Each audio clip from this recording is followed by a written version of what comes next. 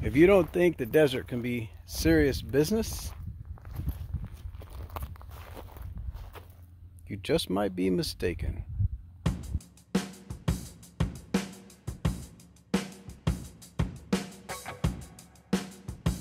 Okay, we've aired down. Not that we need to on Camp Rock Road, but we did. And we're going to continue on to see if we can find WIllis Well.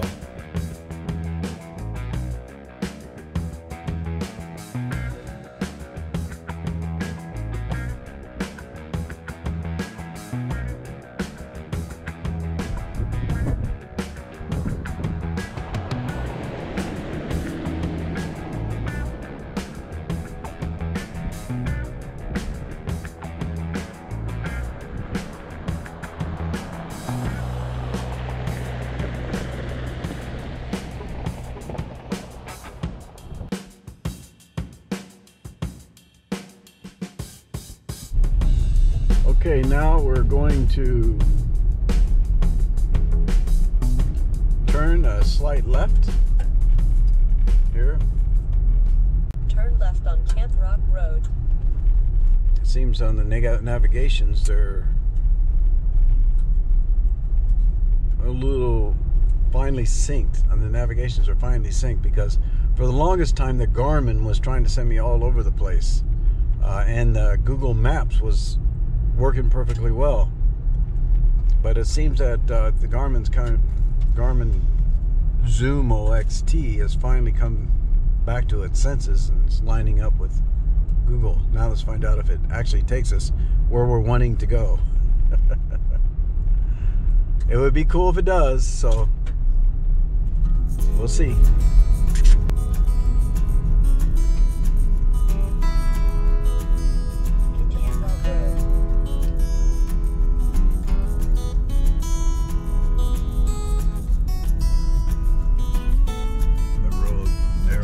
Considerably here.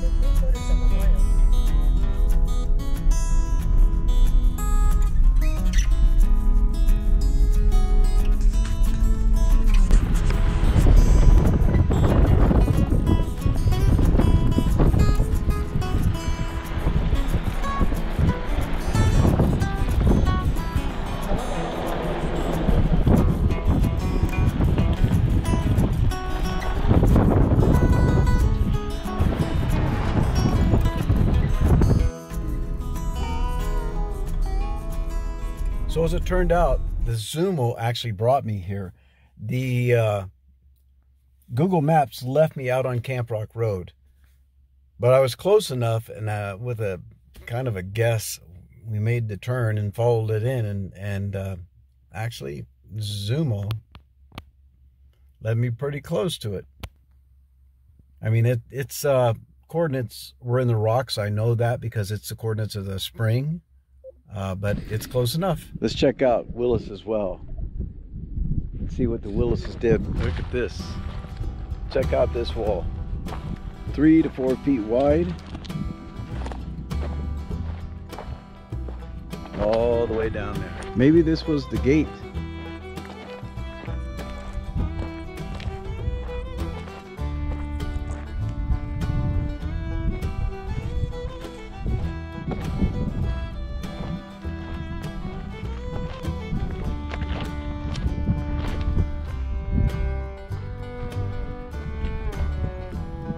Can you imagine in 1915, no modern conveniences, trying to survive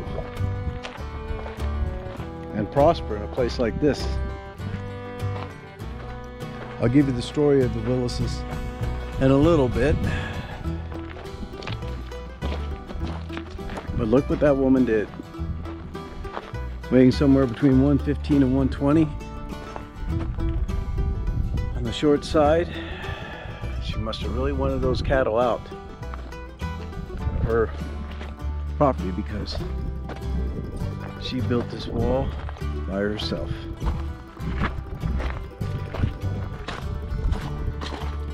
Another opening she put in the wall.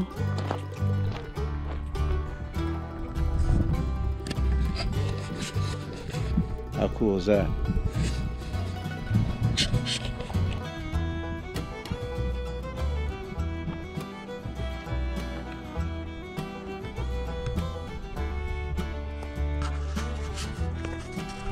We can see some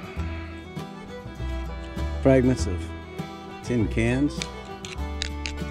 It probably was from them or somewhere around that time. Let's continue around. We have cattle free roaming here. And at one time there must have been a plaque here that is gone. Walking through these series of walls. And here's the tank. Of course, everything in the desert has holes in it because people can't seem to bring their own targets, so they make targets out of anything they can find. This was the trough, obviously. Not necessarily for their animals. You can see where the pipe comes through that they brought up from there. From there, there's a pipe going underground, comes over here and goes into here. Now, because it's higher over there, the water will automatically self-level. There's a piece of metal down there. So whether they use this for animals or for themselves, they plastered it pretty good on the inside to keep it from leaking.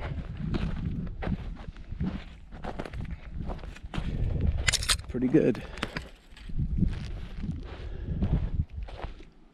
So let's see what else we've got. Obviously this is a hole.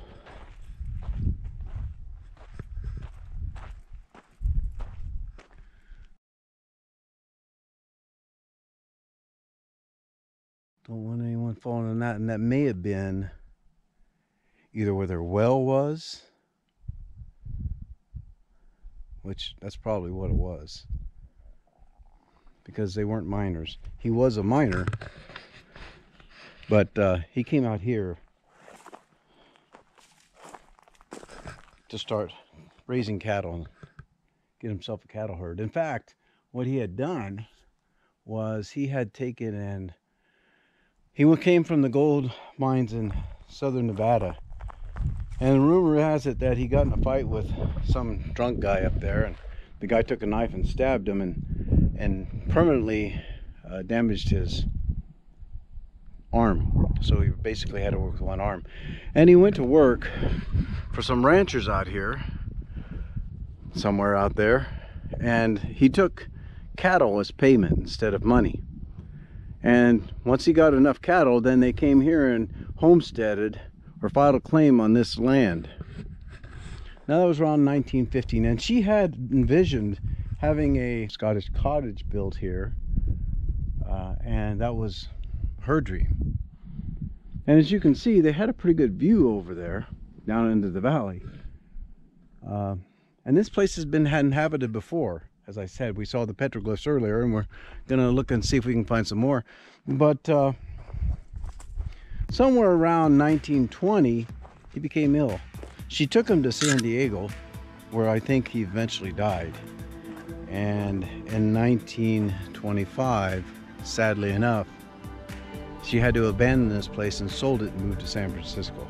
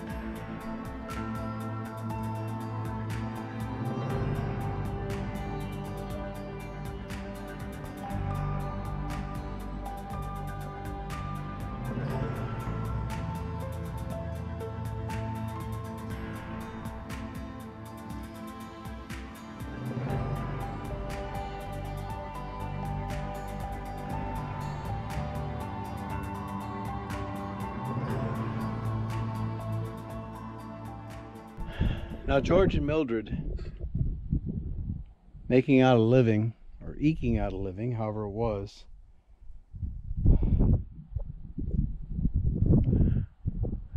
needed the water to survive. That well helping ensure that. But you wonder if they went around exploring. I mean, you see some water is collected here in the rocks. It's drying up. Hopefully some of the local animals got the opportunity to drink some. Okay, we can see there was a wall built here as well. Now, whether that was built by her or not, I don't know. It could have been built by the cattlemen who also came and occupied this land, because oftentimes they would build a dam on a spring, even a seasonal spring, so their water would last longer. You can see right now we have all this grass growing down here under this dam that was built.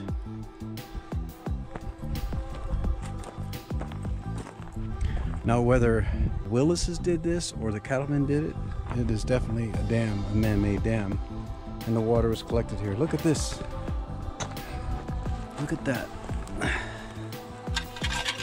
oil lamp or whatever it was. Look at this. Whatever this is. If you know what this is, let us know. Now,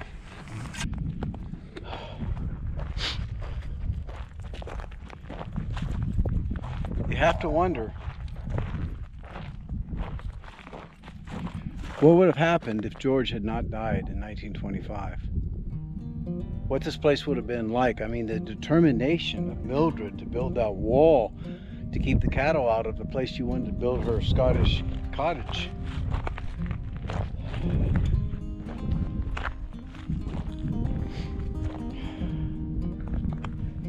When you put action with dreams, it's incredible what a man or a woman can do. Dreams are just dreams. When you mix them with motivated action, things happen. So, the tragic end of George dying and Mildred leaving behind all this work.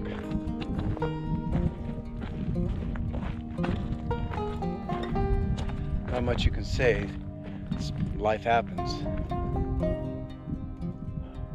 But what you can say is this: she left us something to come and marvel at. 5'3", 125 pounds, and a whole bucket load of determination. How cool is that? The northern part of the Ord mountain range, you will find George and Mildred Willis's homestead. How cool is that?